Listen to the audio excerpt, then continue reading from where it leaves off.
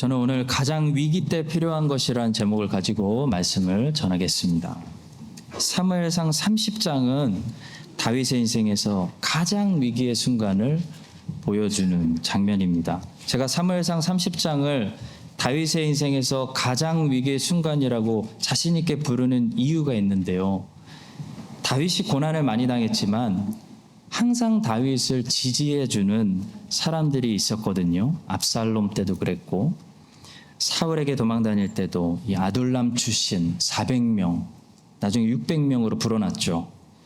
이 사람들이 다윗이 적들에게 공격당하는 만큼 다윗을 엄청나게 지지해준 사람들이었습니다. 근데 사무엘상 30장은 어떤 장이냐면 이 사람들마저도 다윗을 돌로 쳐서 죽이자고 했던 그런 위기의 순간이 바로 사무엘상 30장의 사건입니다. 예수님도 평소에 적이 많았지만 항상 주님을 열렬하게 지지해주는 12명의 제자들이 있었습니다. 근데 십자가에 가실 때는 이 12명마저도 주님을 부인하거나 저주하고 주님을 버리는 일이 일어났습니다. 자, 이런 일들이 나에게도 일어날 수 있을까요? 좀 안 일어났으면 좋겠습니다. 그런데 우리 모두에게 일어날 수도 있고, 이 정도는 아니어도 믿어왔던 이 사람들마저도 더 이상 의지가 안 되는 그런 위기의 순간이 찾아올 수 있다는 것입니다. 그때 우리는 어떻게 해야 될까요? 오늘 본문을 통해서 3가지만 말씀드리려고 합니다. 첫 번째로 그때 우리를 살리는 것은 성실함입니다. 충성했던 부하들마저도 다윗을 돌로 쳐서 죽이자고 했을 때 다윗은 아마도 엄청난 타격을 받았을 것입니다. 정신줄이 나가고 큰 충격을 받았을 것입니다. 6절은 그가 크게 다급하였다라고 말하고 있습니다. 자, 근데 다윗은 거기서 놀라운 성실함을 드러내죠. 6절의 말씀입니다. 백성들이 자녀들 때문에 마음이 슬퍼서 다윗을 돌로 치자 하니 다윗이 크게 다급하였으나 그의 하나님 여호와를 힘입고 용기를 얻었더라. 다윗은 항상 하나님을 의지하는 사람이었죠. 그리고 시편을 보면 알 수 있지만 항상 하나님께 기도하는 사람이었기 때문에 참 다행히도 이런 위기 때 하나님께 기도가 나오는 그런 사람이었다는 것입니다. 성실히 그를 살렸습니다. 반복을 많이 하면 그것은 습관이 되고, 습관이 굳어져서 성품이 되면 그때부터는 성실함이 되는 것입니다. 다윗은 하나님을 찾는 일에 성실한 사람이었습니다. 다윗은 평생 비가 오나 눈이 오나, 기쁠 때나 슬플 때나, 높이 있을 때나 위기를 맞았을 때나 호흡처럼 기도했고 호흡처럼 노래했고 하나님을 찾은 사람이었기 때문에 신앙에 성실한 사람이 되었다는 거죠. 저는 미국 프로농구 NBA를 좋아해서 옛날에 많이 봤는데요. 혹시 그거 아시는지 모르겠습니다. 미국 프로농구 선수들은요, 상대방을 수비할 때 자세히 보니까 절대로 공을 막으려고 하지 않고 공격하는 선수의 얼굴을 이렇게 가립니다. 왜 공을 블락하려고 하지 않고 얼굴을 가릴까요? 지금 뭐 하는 걸까요? 시야를 가리는 겁니다. 근데 정말 놀라운 것은요, 상대 수비수가 계속해서 따라다니면서 이렇게 조롱하는 것도 아니고 기분 나쁘겠죠. 손을 내 얼굴에 갖다 대서 시야를 완전히 가리는데도 불구하고 뛰어난 선수들은요, 그 상태에서 슛을 쏘는데 거의 들어간다는 거예요. 무슨 얘기입니까? 슛할 때 이 선수들이 이걸 저기다 넣어야지 라는 생각으로 던지는 것이 아니라는 거예요. 수천 번, 수만 번 슛을 던졌던 그대로 던지면 잘 안 보여도 들어간다는 거예요. 그 프로와 아마추어의 차이죠. 수십 번, 100번 반복해서 여전히 불안하면 아마추어고, 수천 번, 수만 번 반복해서 이게 완전히 내 것이 되면 그때부터 프로라고 부릅니다. 다윗은 하나님을 찾는 일에 프로였어요. 그는 하나님을 찾아야지 하고 찾은 것이 아니었습니다. 위기의 순간에는 하나님을 찾아야지 해도 찾을 수가 없는 거예요. 그래서 위기죠. 기도해야지 아는데 기도할 수가 없는 거예요.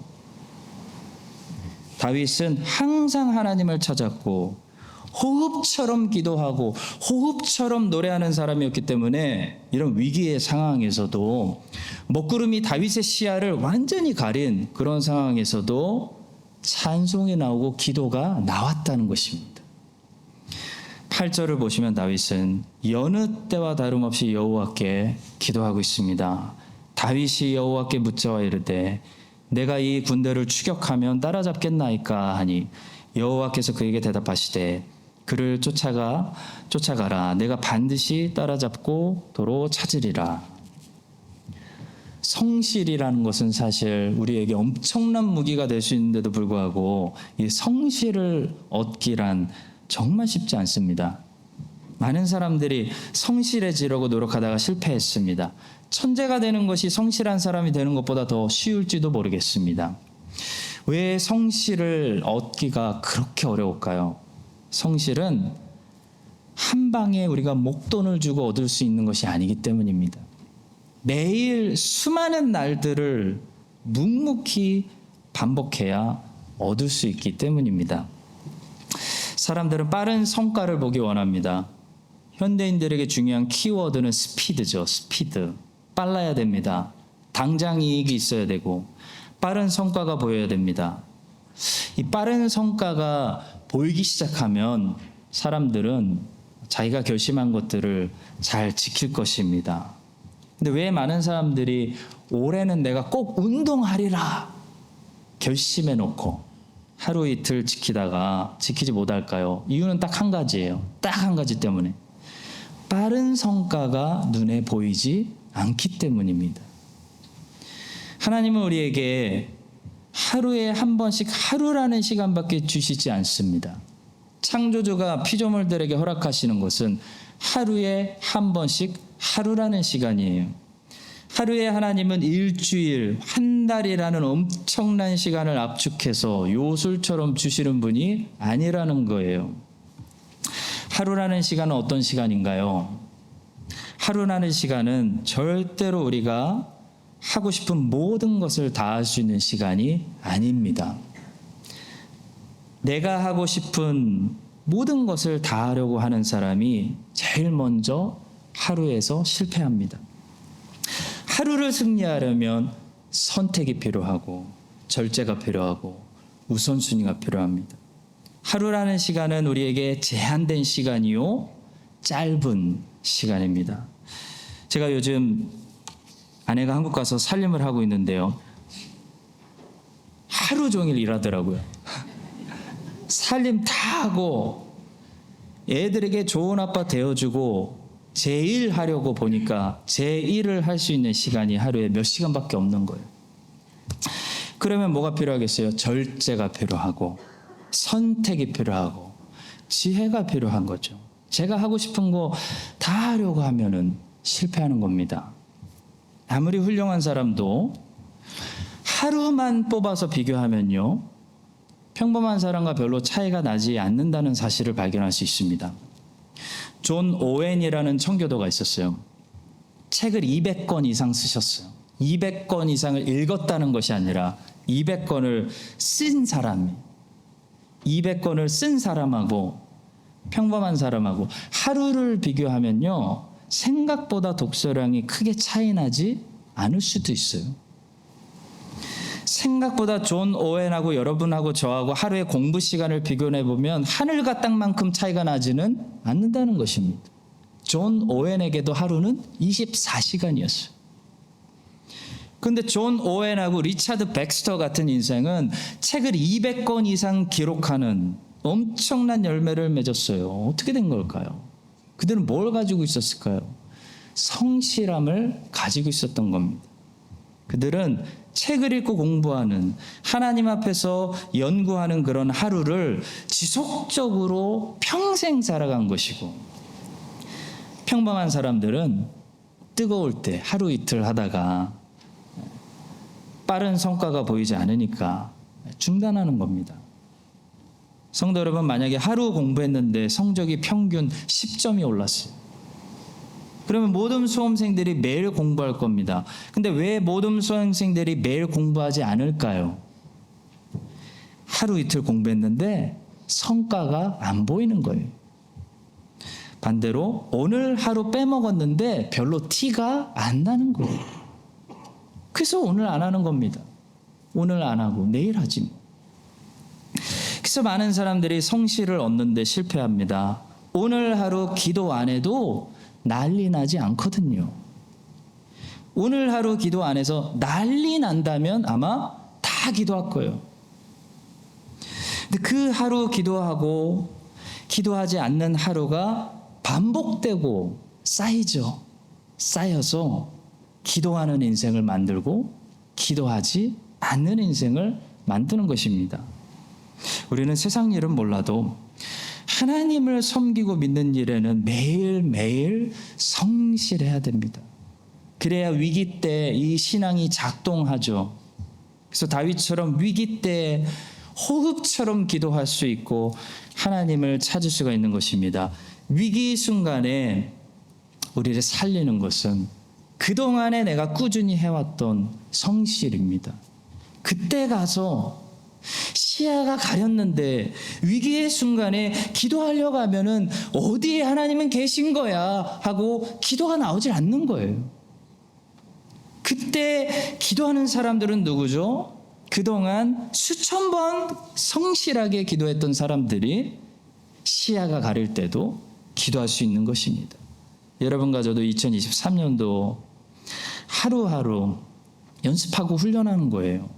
성실하게 하나님을 찾는 해로 보낼 수 있기를 바랍니다. 그래서 기도하는 것이, 하나님을 찾는 것이 습관을 넘어서 그것이 우리의 성실함이라는 성품이 되는 우리 모두가 될 수 있기를 예수님의 이름으로 축복합니다. 자, 두 번째로 위기의 순간에 우리에게 중요해지는 것이 있는데요. 바로 동기와 목적입니다. 위기라는 것은 숨어있는 동기를 드러내는 일을 합니다. 하나님이 가끔 위기를 주시는 이유는 나도 알지 못하는 내 안에 숨어있는 잘못된 동기와 목적을 밖으로 꺼내셔서 나에게 보여주시려고 위기를 허락하신다는 거죠. 그래서 위기 때는 뭘 하셔야 되냐면 목적을 다시 점검하고 동기를 다시 점검하는 것이 위기가 빨리 목적을 달성하고 지나가게 하는 지름길입니다. 교회도 그렇고 회사도 그렇고 나라도 그런 것 같아요. 위기를 맞이고 재앙을 맞았으면 목적을 점검해야 되고 동기를 점검해야 됩니다. 오늘 본문에 나오는 이 다윗의 부하들은 절대 위기를 맞이하면서 아내하고 자식들 다 빼앗겨버리는 절대 위기를 맞이하면서 그들이 그동안 유익을 위해서 다윗을 따르고 있었다는 것을 여지없이 드러냈습니다. 그들은 이스라엘의 새로운 왕으로 기름 부음 받은 이 젊은 왕, 미래가 찬란한 이 다윗을 지지해서 한자리 해먹는 것을 꿈꾸는 그런 사람들이었습니다. 그들은 신앙인이었다기보다는 용사들이었습니다.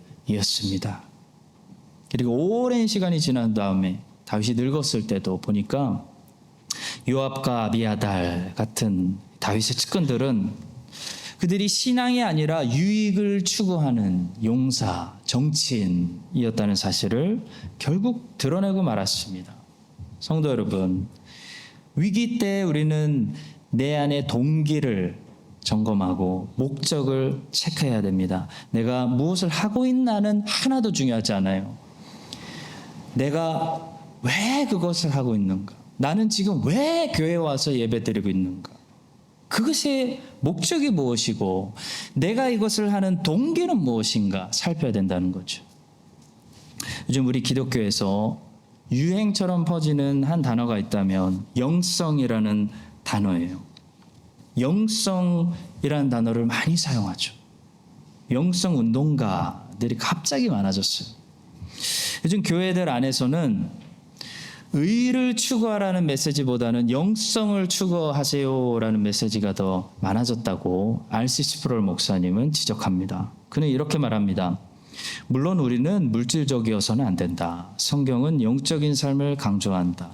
그러나 충격적으로 들릴지 모르지만 신앙생활의 목적은 영성이 아닌 의를 추구하는 데 있다. 우리가 영적 노력, 영적 능력, 영적 은사, 영적 훈련을 추구하는 목적은 영적인 삶을 살기 위해서가 아니라 의로운 삶을 살기 위해서다라고 아주 잘 정리하셨어요.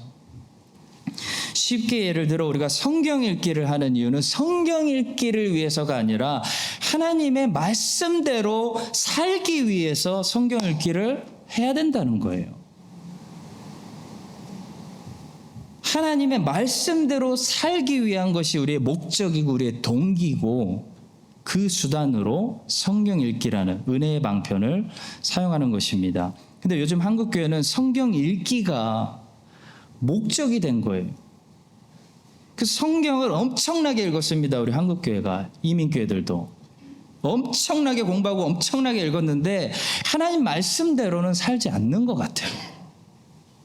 목적을 잃어버린 거죠. 성경 읽기의 목적이 흔들린 겁니다. 교회에서 수료증 받으려고 성경 읽는 거예요. 사람들에게 인정받으려고 성경 읽는 거예요. 잘못된 목적이죠. 잘못된 목적으로 성경 읽기를 하는 사람들이 세상에 너무나 많습니다. 기도도 마찬가지. 우리가 기도하는 이유는 기도하기 위해서가 아니에요. 기도하는 어떤 영적인 도사가 되기 위해서가 아니죠.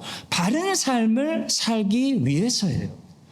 하나님의 말씀대로 내가 삶을 살기 위해서 기도하는 거예요.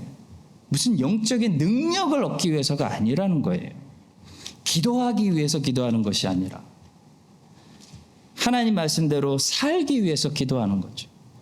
공예배도 마찬가지입니다. 공예배를 강조하는 이유는요, 그리스도인들이 삶에서 영적 예배를 드리는 삶을 살기 위해서예요. 11조를 강조하는 이유도 모든 것을 하나님께 드리기 위해서예요. 11조가 목적이 아니고 공예배가 목적이 아니라는 것입니다. 11조가 우리의 목적이 되고 금식이 목적이 되고 성경 달달 읽는 것이 우리의 목적이 되고 기도가 목적이 되는 순간부터 우리는 바리새인들의 모습과 굉장히 가까워지게 됩니다. 바리새인들이 그랬거든요. 바리새인들이 가장 중요하게 생각하는 것이 11조 잘 내는 거, 금식하는 거, 기도 큰 소리로 멋지게 하는 거, 회당에 모이는 일, 성경 달달 외우는 일이었거든요. 바리새인들은 기도하고 11조 내고 금식했지만 하나님을 사랑하지 않았습니다. 하나님과 멀리 있었습니다. 그래서 예수님을 사랑할 수가 없었어요. 예수님께서 부활하신 후에 엠마오로 가고 있는 제자들을 만나지 않았습니까? 그때 이 제자들은 예수님께 직접 최고의 성경 공부, 과외 수업을 받고 있었는데도 불구하고요, 어느 정도 과외 수업을 잘 받았냐면 그들의 마음이 뜨거워졌어요. 예수님이 성경 공부해 주실 때 마음이 뜨거워져 가지고 은혜를 받고 있었음에도 불구하고 그들은 가까이에 있는 예수님을 알아보지 못했습니다. 바리새인들도 성경을 달달 외우고 있었는데도 그 성경이 지목하는 예수님을 눈앞에서 보지 못했다는 거예요. 요한복음 5장 39절은 이렇게 말합니다. 너희가 성경에서 영생을 얻는 줄 생각하고 성경을 연구하거니와 이 성경이 곧 내게 대하여 증언하는 것이니라. 성도 여러분, 성경이 제시하고 있는 모든 약속들과 진리들을 우리가 다 믿고 있어도요, 지금 내가 그리스도와 끊어지고 그리스도 밖에 있으면 그 약속들이 나와 아무 상관없는 이론이 되고 지식으로 끝나는 것입니다. 그러나 그리스도 안에 있으면, 그리스도를 사랑하고 그리스도와 연합하고 그리스도 안에 있으면 모든 약속들에 관해, 모든 진리에 관해 자세히 알지 못하고 다 기억하지 못해도 이미 그리스도 안에서 모든 약속을 다 가진 것이나 다름이 없는 것입니다. 바울은 그 사실을 이렇게 말했습니다. 하나님의 약속은 얼마든지 그리스도 안에서 예가 되니 그런즉 그로 말미암아 우리가 아멘 하여 하나님께 영광을 돌리게 되느니라. 그리스도 안에 있으면요, 그리스도와 바른 관계 가운데 있으면, 성경이 창세기부터 요한계시록까지 말씀하고 있는 이 모든 진리들과 약속들이 이미 나에게 예스, 예가 된 것이나 다름없다. 다 이루어지고 다 허락된 것이나 다름이 없다. 그런 말씀이에요. 근데 그리스도 밖에서 살고 있으면, 바리새인들처럼 살고 있으면 아무리 창세기부터 요한계시록까지 달달 외워도 그 말씀이 나에게 능력으로 적용되지 않는다는 것입니다. 성도 여러분, 우리는 목적과 동기를 점검해야 됩니다. 하나님은 내 목적을 위해서 내가 쓸 수 있는 분이 아니죠. 하나님은 하나님의 목적을 위해서 우리를 쓰시기 원하십니다. 여러분과 제 안에 목적과 동기가 하나님 보실 때 아름다운 중심이 되어서 예수 그리스도 안에 거하면서 주님과 각자 바른 관계 안에 있으면서 모든 말씀들이 우리에게 언제나 예스가 되는 그런 바른 신앙인들 되시기를 주님의 이름으로 간절히 축복합니다. 마지막 세 번째로요, 위기는 우리에게 절제를 가르쳐주는 아주 좋은 선생입니다. 다윗은 엄청난 위기를 통해서 뼈저리게 깨달은 것이 있었어요. 하나님께서 그동안 나에게 아내들을 주시고 자식들을 주시고 이런 부하들을 주신 것이 얼마나 큰 보너스 선물이었는지를 뼈저리게 느꼈다는 거예요. 다윗은 위기를 통해서 이것이 하나님이 주신 당연한 것이 아니라 하나님이 주신 선물이고 은혜였다는 사실을 인정하고 깨달았습니다. 성도 여러분, 위기가 우리에게 주는 유익 중에 하나는 그동안 감사하지 못했던 것을 다시 보게 해준다는 거죠. 위기가 오기 전에는 당연한 권리라고 생각했던 것들이 위기가 오고 나니까 이게 지금 당연한 것이 아니구나, 하나님이 주신 선물이구나 깨닫게 되는 것입니다. C.S. 루이스는 4가지 사랑이라는 책에서 즐거움에는 2가지 종류가 있다고 말했습니다. 그의 단어를 빌리자면 하나는 피로의 즐거움, need pleasure가 있고요, 하나는 감상의 즐거움, pleasure of appreciation이 있습니다. 그의 예를 들자면 피로의 즐거움은 이런 것들입니다. 피로가 생겨서 즐거움도 생기는 경우입니다. 예를 들어 갈증이 생겨서 물을 마실 때 시원하다 느끼는 즐거움입니다. 자, 이런 경우 피로, 곧 갈증이 심할수록 물을 마실 때 느껴지는 즐거움도 함께 증가되겠죠. 자, 그런데 사람이 즐길 수 있는 즐거움에는 또 다른 즐거움이 있다는 거예요. 감상의 즐거움이 있습니다. 감상의 즐거움은 피로해서 저게 피로해서 느끼는 즐거움이 아니고 나는 이미 만족해, 나는 이미 충분히 행복하다고 느끼는데 덤으로 추가로 보너스로 얻었을 때 느끼는 즐거움을 말합니다. 우리는 삶에서 이 2가지 종류의 즐거움들을 맛보면서 살아갈 수 있는데요, C.S. 루이스는 그런데 여기서 아주 중요한 이야기를 합니다. 우리가 2번째 즐거움이 좋다고 해서 그것을 절제하지 않으면 어느새 2번째 즐거움을 영원히 잃어버리게 된다는 거예요. 2번째 즐거움은 2번째 즐거움이기 때문에 즐거운 것이지, 이것이 절제를 벗어나서 첫 번째 즐거움, 그 피로의 즐거움이 되는 순간부터 우리는 이 즐거움을 처음 느꼈던 그 설레임의 즐거움으로 다시 즐길 수가 없다는 것입니다. 그래서 여러분, 어렸을 때는 다들 지금보다 훨씬 더 유치한 장난감을 가지고 놀아도 훨씬 더 즐겁게 놀았던 기억이 있지 않습니까? 저는 어렸을 때 꿈이 내가 어른이 돼서 돈 많이 벌면은 저 장난감 다 살 거야. 다들 그런 꿈도 있었잖아요. 지금은 더 비싼 장난감을 사실 능력이 되셔도 지금 장난감을 사지도 않을 뿐더러 지금 놀면 어렸을 때 맛보았던 그 즐거움만큼 즐거움이 느껴지지 않는 이유가 바로 이것 때문이에요. 어렸을 때는 많은 경우에 선물을 받지 않습니까? 내 능력으로 못 사니까. 덤으로, 선물로 기대하지도 않았는데 주어지는 즐거움을 느꼈던 것이고요. 지금은 그 즐거움을 자꾸 피로의 즐거움으로 느끼려고 하기 때문에 그때만큼 설레이지가 않는 것입니다. 절제하지 못하면 우리는 중독되게 됩니다. 중독이라는 것이 뭐죠? 중독은 두 번째 즐거움의 상태로 놔두지 못하고 첫 번째 즐거움으로 자꾸 바꾸어 놓는 것을 말합니다. 하나님은 우리가 두 번째 즐거움을 두 번째 즐거움으로 남겨둘 때 우리에게 많은 두 번째 즐거움들을 허락하시는, 소개해 주시는 분이십니다. 다윗은 아내와 자식들을 두 번째 즐거움으로 잘 남겨둘 수 있는 그런 절제된 사람이었습니다. 다윗은 아내와 자식들을 하나님이 주신 선물, 덤으로 생각했기 때문에 아내와 자식들을 하나님이 가져가셔도 자신이 영원히 모든 기쁨을 잃어버린다고 생각하지 않았습니다. 나는 이미 하나님이 주신 것이 너무 많은 사람이야 라고 생각했다는 거예요. 그럴 때 하나님께서는 다윗에게 아내와 자식들을 모두 돌려주시는 것을, 네가 잘 맡아라, 돌려주시는 것을 보게 됩니다.